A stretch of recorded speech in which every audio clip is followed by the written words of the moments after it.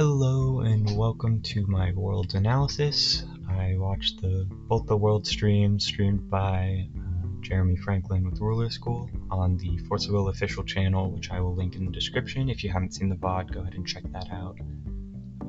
Otherwise, you will get spoiled here because I'll be spoiling who won and stuff. So if you don't want to be spoiled for that, go watch the VOD. Otherwise, enjoy the analysis.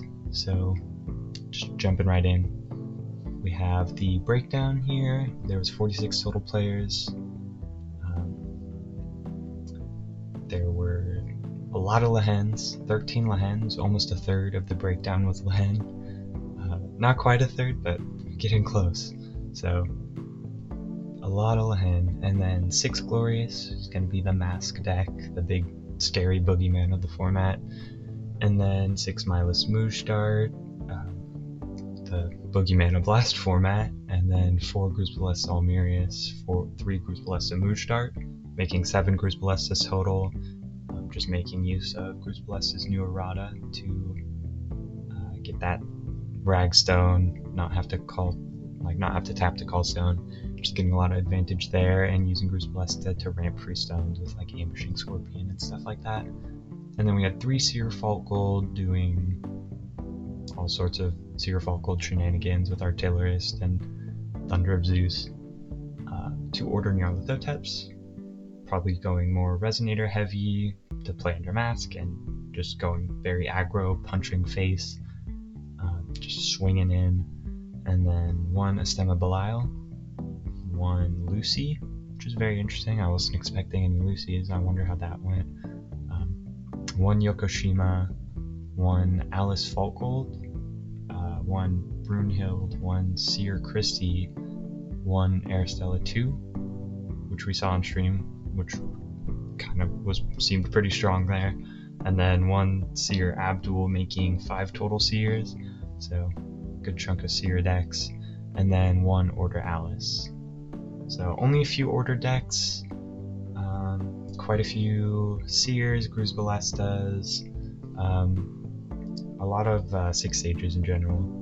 Saw some play, and then of course the 6 Glorious, which it doesn't seem like there's a whole lot of like mask decks, because there's a lot of the tag decks can't play mask, and the order decks can't play mask. And I'm guessing Lehen isn't going to be playing Mask, because you're Lehen, you want to have your races and stuff. Brunhild's probably not playing Mask because you need your chance, like for the runes. And you also need races because you need the humans engraved to like actually bring them back off the rune. So, looks like the only deck here that's like benefiting from Mask is the 6 Glorious. Or possibly Yokoshima, because Yokoshima can build very like remnant heavy instead of like worrying about the ancients and ancient magics, but I don't know what the Yokoshima list was. So looks like Glorious is like the main mask deck here, which is interesting. I feel like a lot of people were maybe like expecting other people to just over prepare for mask, which makes sense. Like a lot of people are like prepared for mask, and so you don't want to be the deck that everyone is like ready to beat. Like going into Worlds, that probably doesn't seem very comfortable. But yeah, top 8 breakdown was 4 Lehens, 2 Gruz Ballista Almirius, 1 of the Gloriouses, and then 1 Seer Abdul. So 4 Lehens, that's a third of the Lehens and half of top 8, so Lehen very much proving to be a very strong contender. Really good conversion there. And then 2 Gruz Ballista Almirius was actually half of the Gruz Ballista Almiriuses, which is pretty good conversion. But if you just clump the Gruz Ballistas together, it's 2 out of 7 Gruz Ballista decks, because they're pretty similar. It's just whether you want to have the higher life total and the last movement combo versus Moojstart just adding more consistency. So if we clump them together, it's 2 out of the 7, but just looking at Gruz Ballista Almirius, that's 2 out of 4, so pretty good conversion there as well. And then the 1 Glorious, of course, and the Seer Abdul bubbling up, so that's pretty cool to see. As for this format, like as a whole, I've kind of been grouping these decks into three kind of clumps, three groups that have this rock, paper, scissors thing going on. And they kind of fall on this scale of like how much they like Mask to how much they hate Mask. Starting with Mask decks themselves being like glorious, potentially the Yokoshima. We didn't see any Zaki, but Zaki is one that can play Mask. Goliath can also play Mask, plus the extension rule. Just Aramaki is one that I've been experimenting with. Faria, like Excalibur from Saga Cluster, is pretty good with Mask. A lot of those decks fall into this category. The only one of those that we saw in this tournament was just the Sick Gloriouses, so kind of low representation from this like group of the format. And then we have the decks that are trying to play under Mask, but cannot play it themselves. So order decks can be very Resonator heavy, but don't get solo mode, so you can't just cheat in Mask off the top. And then like Resonator heavy tag decks, I would put like the Gruz Ballesta decks in this kind of group, because although they do sometimes use activate abilities, do usually play like some amount of chance, so they're hurt like a tiny bit by Mask. They don't care that much about their races, and they do tend to like play a good amount of Resonators. You can do the whole Mikage Rhea dump blast movement into Order Almerius, or Judgment Almerius, sorry. Like that whole line can work perfectly fine under Mask. The Ambushing Scorpion works fine under Mask. You just have to pay 1 for Gruz Ballesta to make the stone get ramped, but that's completely fine. And then Electra is like with the ramp and with the extra turn off last movement, going into an Electra, just hard casting it is very easy to do early with Gruz Ballesta. And then with the order decks, of course, doing like just ordering out a Robo Maeda and sitting on it is like pretty strong. Ordering out stuff with like an order Shiva, the what's it called? The one that just like burns the opponent every turn. I'm trying to remember. But yeah, any of those like decks that are just putting good Resonators on the field and just beating down with that can play under the Mask decks, and usually have like interactions that are already respecting Mask, and so they just kind of incidentally can beat the Mask decks without like caring too much about the Floodgate, and can like aggro down fast enough that the Replicant Odin isn't too much of a problem and stuff like that. So there's those decks, and then there's the decks that are hurt by Mask and that want to have an out to Mask. Not necessarily that they lose to Mask like instantly, just that they want to be playing outs. So like Lehen falls into this category. It's a very strong deck, but would rather not be under Mask than be under Mask. Lehen definitely cares a little more about being under Mask than some of these other like more Resonator heavy decks do. Seer as well wants to have races. Fault Gold needs races to like be searching dragons. So that kind of stuff like wants to have outs to Mask, and they do tend to have like people tend to be playing some amount of outs. Lehen has Protopowder, which I'll talk about later.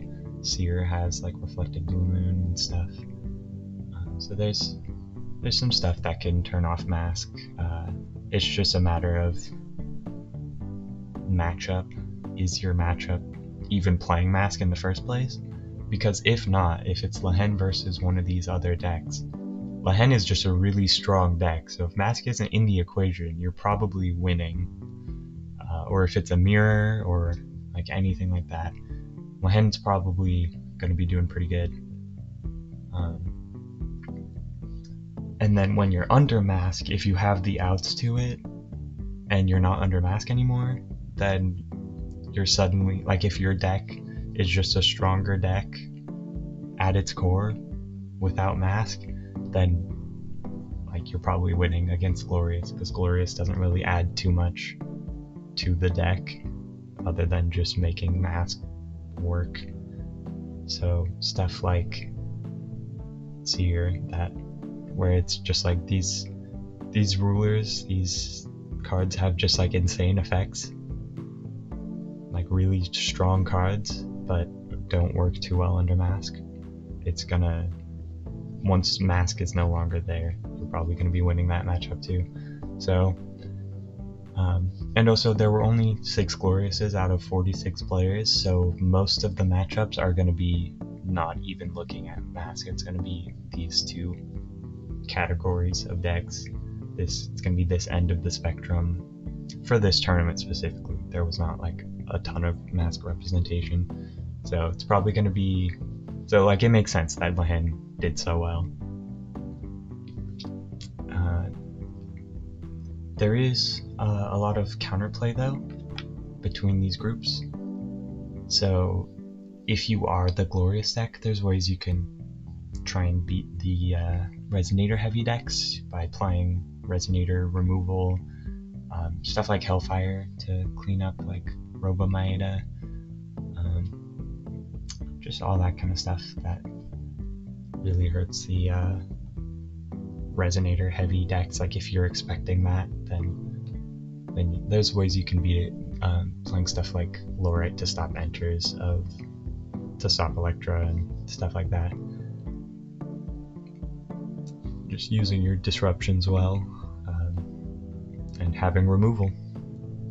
Removal is pretty good against these decks, so there's ways you can counterplay there. And then for these like more Resonator heavy decks, these Crucible Ballista decks and stuff that are just trying to ramp, just trying to live their life, but getting just out controlled by Lehen and Seer and those like control decks, or like very combo-y decks like Seer Fault Gold, that are trying to just like do their nasty combos, and you don't have mask in your deck to like try and slow them down. There's other ways you can slow them down and stop them from stopping you, in the form of like Therapist, which is really good against these decks that need races, and Ice Shards specifically against Lehen to remove the treasures or expel the treasures.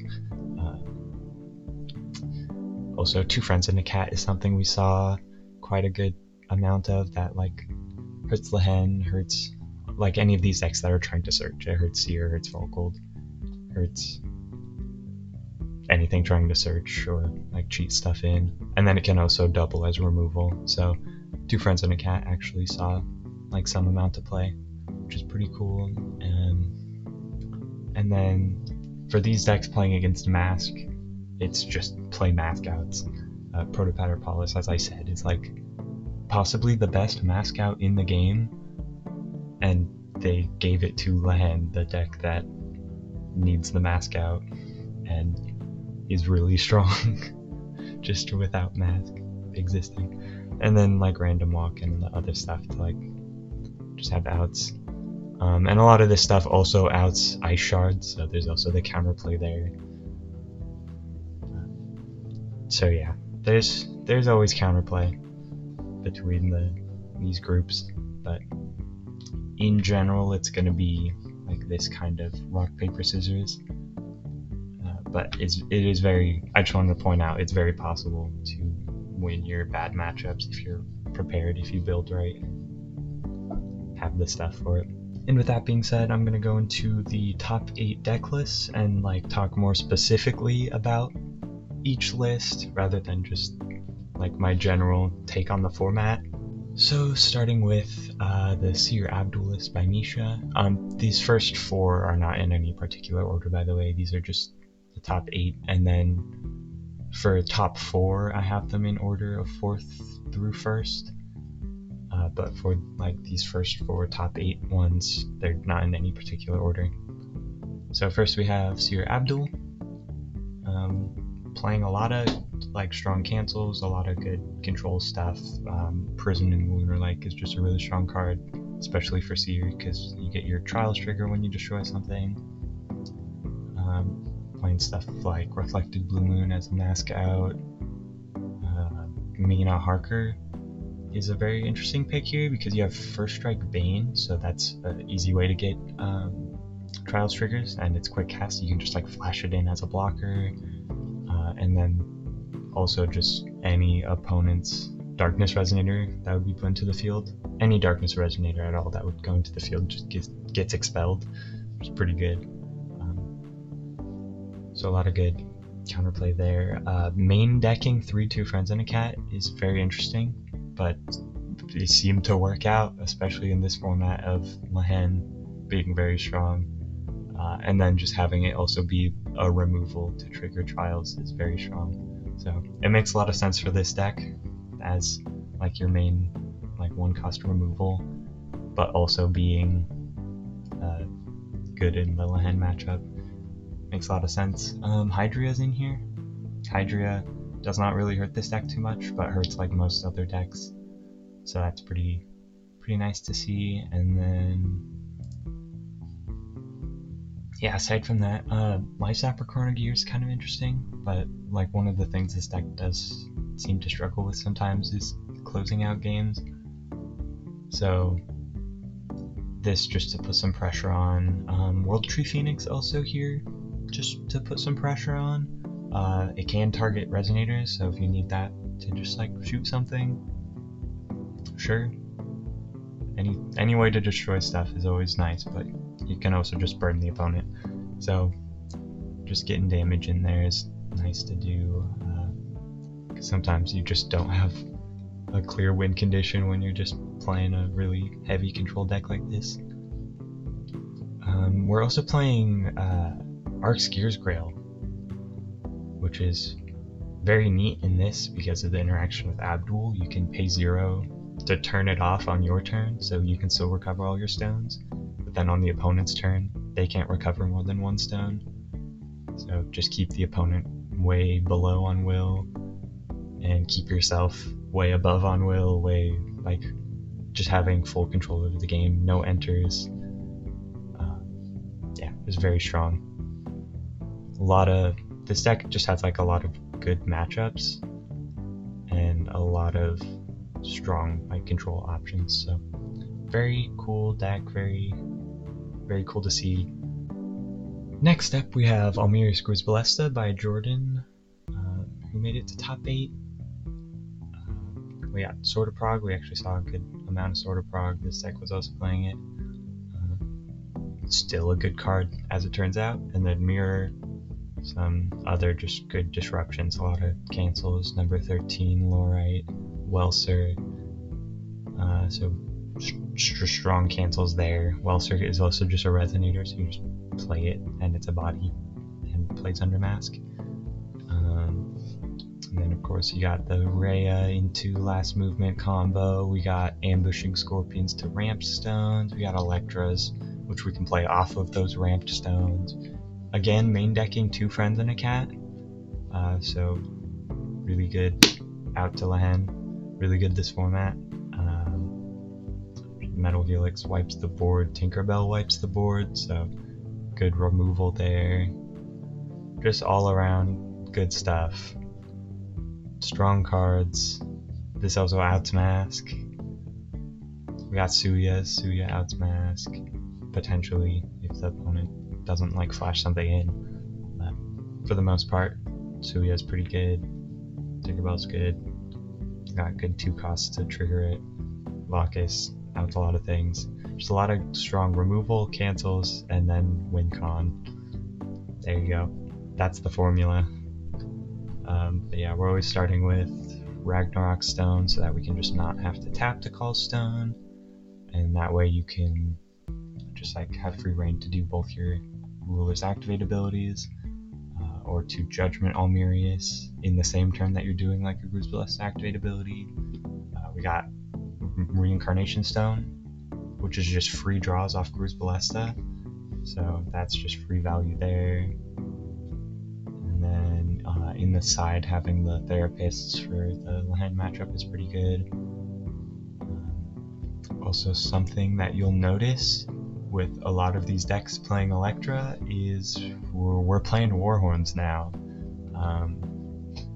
As far as I'm aware, this is just to play around the Shiva on the crackback if the Electra doesn't kill. So if Electra isn't enough for lethal, then you grab Warhorn, because then when the opponent goes for Shiva, they have to either solarize it or else it's not going to kill your Electra just instantly, because you'll have a little more defense. And they don't just get the free +4/+4 counters. They can still try and swing into the Electra, but then you can block it and all that. So it just gives you some counterplay against that. And then also if you're playing Lehen with Electra and you grab this, they can't even have the option to solarize Shiva because you're playing Lehen. And then next was our first Lehen list by Steven. This one's very darkness heavy, like compared to most Lehens. Playing like maxed out on Suya, plus a couple Mina Harkers, Bacchus, and then 3 sack altars. So you have all these cards that are just fodder for uppercut treatment if you need them to be, which is a very strong card, good removal, can just take any problem out of the opponent's deck completely. It's a very strong card there. Sack altar being a 3 of, so it's like easier to find than most Lehen decks would be. Most Lehen decks are not like fully maxing out on this. Makes it easier to go for your win con, especially because we're playing a good amount of resonators with 4 water spirits, 4 kikis to just be free fodder for it, and then Suya is also pretty good fodder for it. You can just cheat out your Electra, win the game. And then of course playing 2 Protopatapolis, which costs 2 void less for each different magic stone type you control, which if you have a dual stone is 2 types, so then it's 4 less, and then once you have 3 types then it's 6 less, as long as you control the hen. And then on enter has remove target non-magic stone, non-J ruler entity from the game, and at end of turn gain X100 life, where X is the number of different stone types. If X is 4 or more, expel this card. So if you're at 3 different stone types, you gain 300 life each end of turn, both yours and your opponent's. You're gaining 300 each time, so a lot of just free life gain there. This is possibly the best mask out in the game, as far as I'm aware, because it's a 1 cost, even under mask. It reduces the mask tax completely once you have 3 stone types. It's quick cast, it's an addition, so then it gets around like stuff with barrier chant as well. Like, so if the opponent's playing Therapist and they don't have solo mode, you can remove Therapist from the game as well, which is also a problem for this deck. And then once it hits board, it's also just gaining you life every turn. So 1 cost mask out. The only other like 1 cost mask out is Suya, but this just blows Suya out of the water because you get to actually target the thing you want to remove, and then just gains you life every turn. So very good mask out, very just good card in general, very good adaptation from the Lehen players to throw this in. So that's very cool to see. And then other than that, it's just like pretty standard Lehen stuff. Playing the Bacchus is interesting. Some people were playing it, some people weren't. I think it's a pretty good card. It's just whether it's worth the slot or not. It does deal with a lot of things.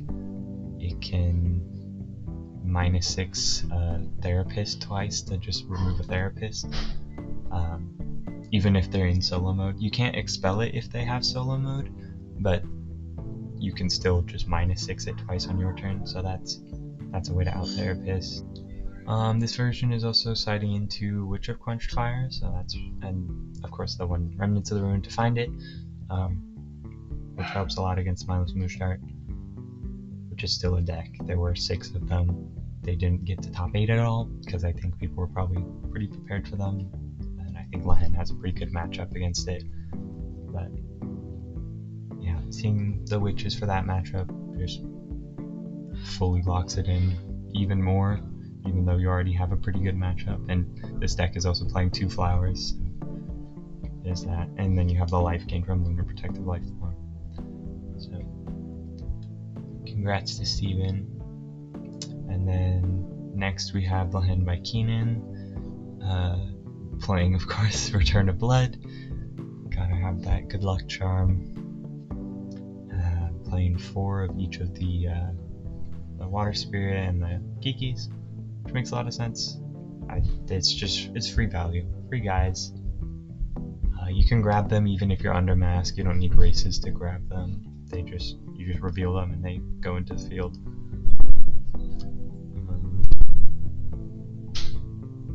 Yeah, just playing the usual treasures: Mirror, Dragon Statue, Double Thunder Parasol, Flowers, and then Ega Stones.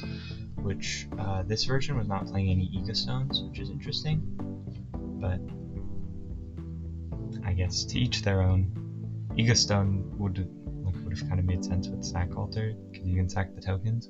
But yeah, I don't know.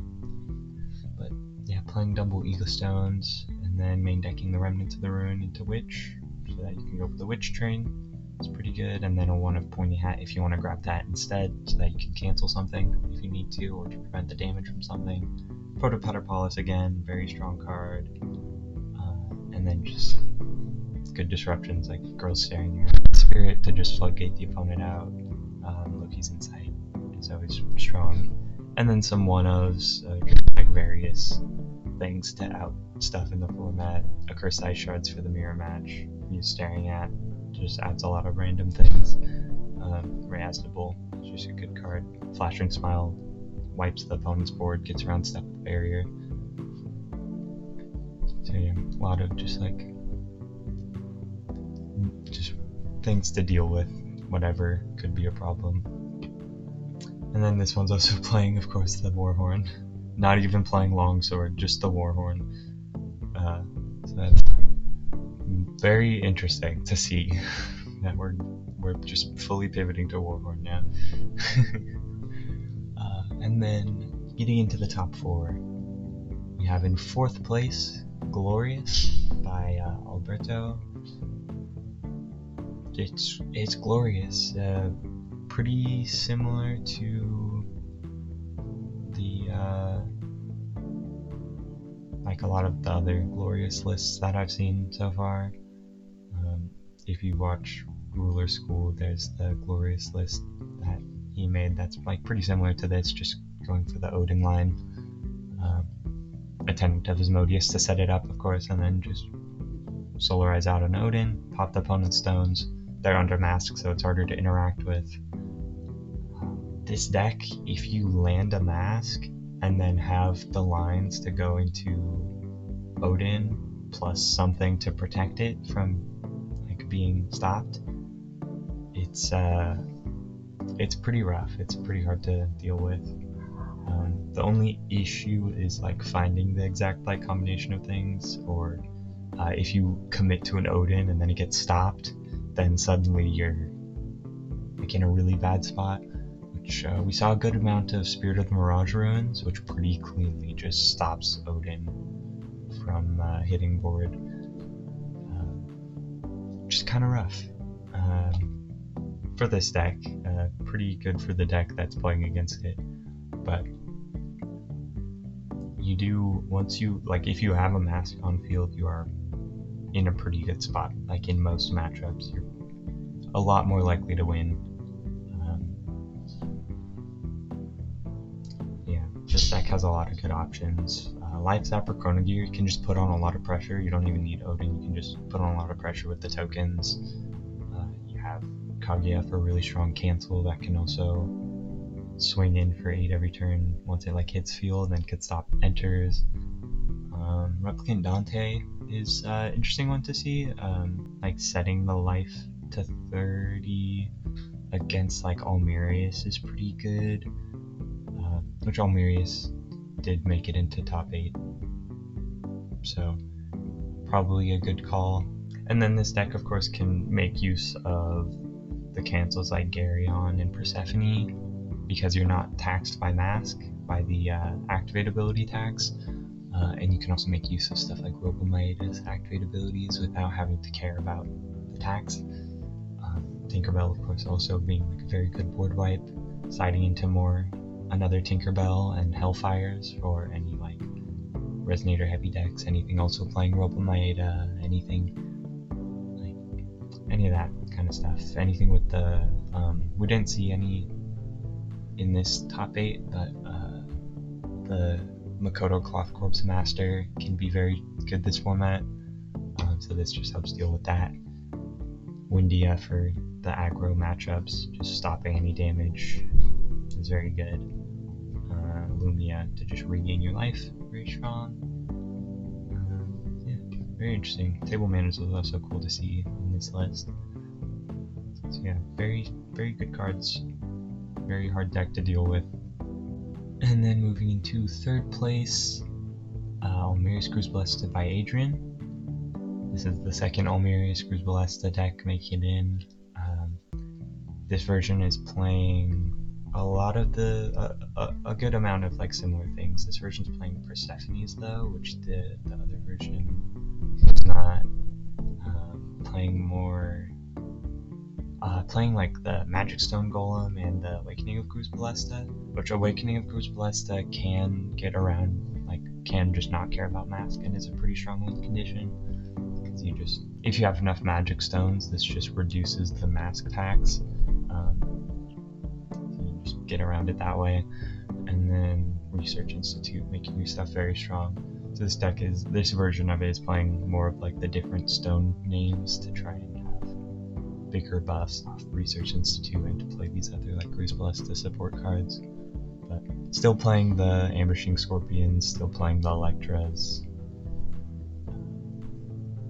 Just those strong cards. Playing Dante Enters because you start with 7,000 life, so you can just have extra life to pay off Dante Enters to get free draws. And it turns out drawing 3 cards is pretty strong. Playing Dance of Spirits is interesting. Just lock the opponent out of spells for the turn. Pretty good, especially like the turn that you're going in. You can Dance of Spirits and then just go in with Electra. Or go in with the Awakening of Cruz Ballesta, anything like that. It's pretty good. Again, Warhorn. Warhorn is the new thing. Siding Castle Belial is pretty cool. Just prevents damage and then puts in tokens every turn. I don't know what exactly you're siding this in for. Maybe against like Mindless Moonstart, so you just aren't taking burn damage. But it's cool to see nonetheless. Random Walk for Mask, Kamina Harker for Dark Stuff. Cursed Ice Shards for Lehen. Yeah, all around good cards. Good like take on the deck, in my opinion. And then in second place was Teo with another Lehen deck, playing just a ton of 1-ofs. All these 1-ofs, just a 1-of out to like every possible problem in the format. And when you're Lehen, you're probably gonna find them. You're probably gonna find whatever you need. Because you dig in so much, you get the free draws off Kikis. Only playing 3 Kiki is a little interesting, but it makes sense. 3 or 4, it's not a huge difference either way. But yeah, playing just like a ton of various outs to like every possible problem this deck could have. Playing the Suyos, of course. Yeah, again, Vakis, like very much seeing some play. Just very strong card. The Untouchable on it just makes it really like a very easy like guaranteed out to a lot of things. Of course, like the 1-of Sack Altar into either a Sphinx or an Electra. Yeah, very strong all around. Just doing like the normal Lehen things, the Witch Trains into lethal. You got your Water Spirits beaten down, all that Lehen stuff. Just with like a ton of like toolbox-y options. Yeah. And then siding in 3 2 friends and a cat for the mirror. Again, 2 friends and a cat. Seeing a lot of play this tournament. So pretty cool. And then for first place, JPK with Lehen with Amulet. Without a doubt, the most creative Lehen deck in top 8. I had the idea to like make this deck. Doesn't look exactly like this, but my main idea was like Amulet with statue can flicker it, which it looks like he's doing as well, which he did do as well. Flicker Amulet, and then you regain your counters and ramp more stones. The only downside is you can't play your light cards, so no mirrors and stuff. But he said, you know what, we're playing mirrors anyways, and I'm just gonna last movement bounce it when I need to use a mirror, or I'm gonna statue flicker it when I need to use a mirror or something, or flowers, or Iga, any of these like light cards. You just flicker it away or bounce it away before you use them, and then it'll come back, or you can replay it later. You can also just random walk your own Amulet to just get it off the field so that you can play something real quick. And the just extra ramp off of it, the extra stones, speeds up this deck so fast. Plus you just like have the extra will that you can produce off of it, so you're not ever like fully like tapping yourself out necessarily. And like as we saw in the games on stream, tap this for blue and then remove something for last movement to bounce it, and then with the floating blue mirror. So it's not really like hurting you that much as long as you are careful with it. You just have to like be mindful when you play Amulet to like have something like last movement in hand, or like a random walk to remove it, so that you still have access to your like mirrors and stuff. Yeah. And then 2 sack altars into Electra, playing 3 remnants of the ruin to like guarantee that you can get into the witch line is interesting. Definitely makes sense for this build because you are ramping stones faster, so you're gonna have that seal 5 faster, so having like guaranteed access to the witch line does make a lot of sense. And there's a lot of witches in this side. Has the quenched fires, the iron cauldron witches, the pointy hat, and then you can also just like side in the pointy hat or the quenched fires into the main deck to grab off of remnants of the ruin as well. So even though there's only 1 witch in the main, you can just like side in more if you need to see more, and then you're already playing 3 of this to find them. So yeah, very neat like deck building, very fun idea with the Amulet there. And in the mirror match, like I feel like this version of the deck does a lot better because it goes faster. Like you're still like both players are like playing the same options, doing like the same kind of game plan, but one of them has that game plan going faster because you get more explorers when you have more stones, and you get to the witch line faster. You get to, with more explorers, you get to find your water spirits more, you get to see your Kikis more. JPK had 4 Kikis on the board at one point, so then you can have those as fodder for sack altar faster, so you can just get sack altar online like instantly. Like it just lets you find everything faster when you have more stones, when you have that ramp. Plus you have more will to work with for it all, so just speeds up the deck exponentially. So very creative idea, very good execution, very good gameplay. So yeah, very well done all around. All of these players, very well done.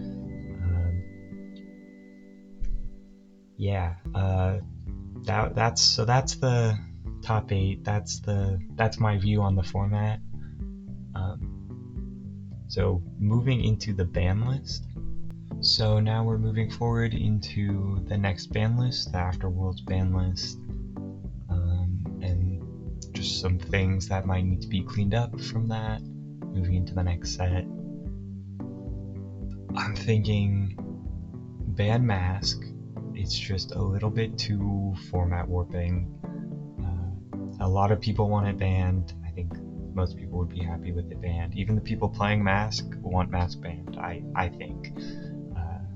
Maybe therapists too. I would not mind therapists being banned as well, just because not having races kind of hurts like a lot of pet decks, and I think just overall for the game to be healthy, it'd be nice if they weren't there. Like, not necessarily that they're like breaking the meta. Like, you saw the top 8, you saw the breakdown. Like, people are building around it, people are preparing for it, and it's not like unbeatable, but the fact that so many decks have to like be preparing for it, have to like be respecting it so much, and the way it's like fully warped how people have to play is not too fun. So banning Mask would be nice. It's just a little bit of a problem. And then something to hit Lehen. Probably gonna have to be either something off the starter deck, or like Kiki or Ega Stone are like the only non-starter deck cards that like I could see being hit that could maybe hurt Lehen some amount. But like even without Ega Stone, Lehen's pretty good. So like maybe Kiki gets hit, like combo band with Lehen, maybe. I think like the biggest problem is Water Spirit though. Like either Water Spirit or like ban Mirror. Like if you ban Mirror just for everyone, that would probably hurt Lehen quite a bit, because that's like her main interruption, and she finds it so easily. Like it's just her best like early game card. So like making her early game a little weaker so that you have like a chance to like set up before she's just like flooding you with advantage. That could be something. But yeah, I think like the only hit they could realistically do that would actually like do anything is hitting Kiki without hitting something from the starter deck. So like there's that. And then Errata's coming off is probably like guaranteed. Whatever's getting Errata is coming off. Good old reworking protocol. And then hot take, I think Electra Shooting Star of Fire might be a problem. It might have to go. I know a lot of people probably disagree with this. It's just so many decks, like all of the Lehen decks were playing Alter into Electra. Pretty much any deck playing Alter is going to be playing Electra. Any deck playing Prisya is going to play Electra to treat out off of it.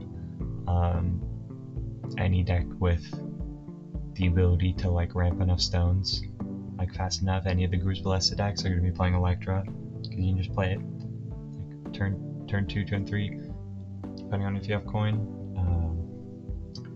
Yeah, just everyone's playing Electra. Well, I don't think we know how to finish a game without Electra anymore, unless you're like already an aggro deck, if you have your own other like aggro options. But like most decks that aren't an aggro deck are like a lot of them rely on Electra. Not all of them. There's like the Sierra Abdul deck wasn't playing Electra. There's like other decks that have like their own built-in win conditions and stuff, but it's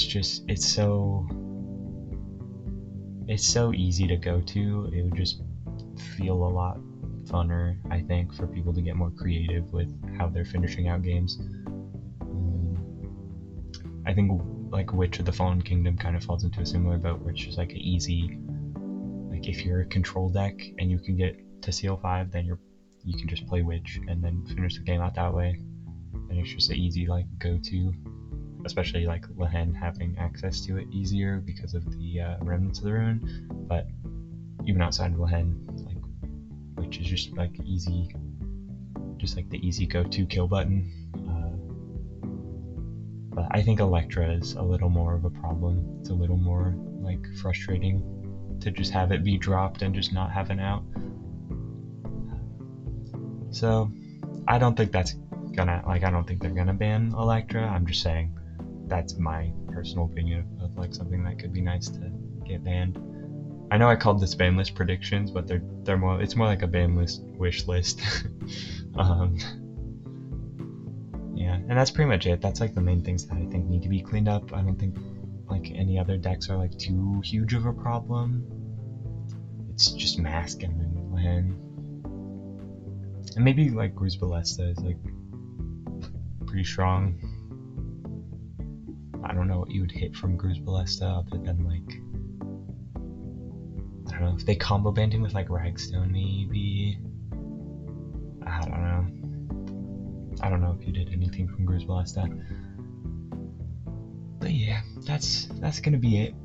That's my thoughts. If you enjoyed the analysis, make sure you give it a like. Make sure you go check out the FoW official channel. Watch Worlds. And also, before I end it, I should mention, if you go to FoW Fest coming up next year, which you can join the FoW server for more details, the Discord server. FoW Fest, the Ruler School is going to be, who's running it is going to include, what was it, 2? Yeah, there's going to be 3 unpaid invites for 2025 Worlds at FoW Fest. So next year, if you can make it, that's absolutely something I would recommend. And then maybe you'll find yourself in Worlds. Maybe I'll do an analysis on you. You're next, buddy. So yeah, that's something cool to look forward to. Yeah, more information about that is in the Discords and stuff. So check it out. And I will see you guys next time.